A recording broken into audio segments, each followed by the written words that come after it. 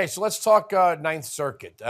It's nicknamed the Ninth Circus for a reason, but they saw that Donald Trump had the power to federalize the National Guard. Explain that ruling.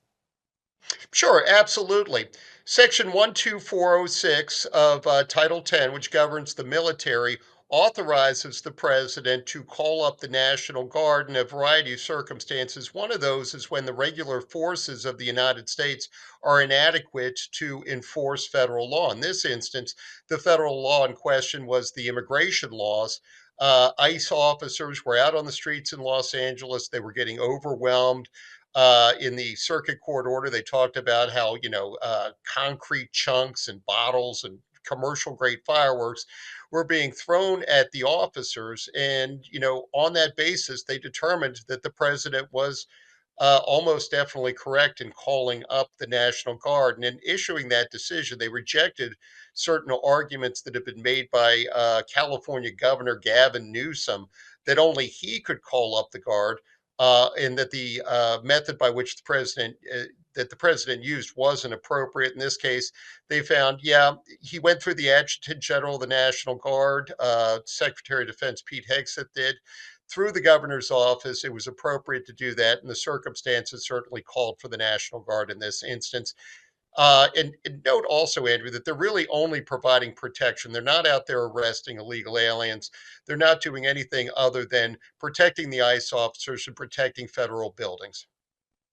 Well, the former sheriff of Los Angeles County was on this program, and he said the problem is he said that the deputies were nowhere to be found, and LAP they're supposed to enforce local and state laws. So if you're throwing a rock at a federal law enforcement officer, whether it's a federal law enforcement officer or a traffic guard, that's a crime in both LA City, LA County, and the state of California. And there was this seeming pullback of LAPD and LA County sheriffs.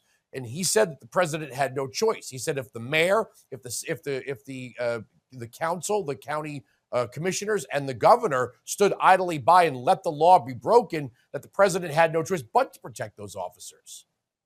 Yeah, no, absolutely. And, this is one of those situations where the state of California has interposed itself in immigration enforcement to such a degree that a situation like this was inevitable. They passed a law a few years back called the California Values Act, SB 54, that limits the ability of state and local cops to get involved in immigration activities. And that's, to such a degree that I think some of those cops really questioned whether they could even go in and protect ICE officers.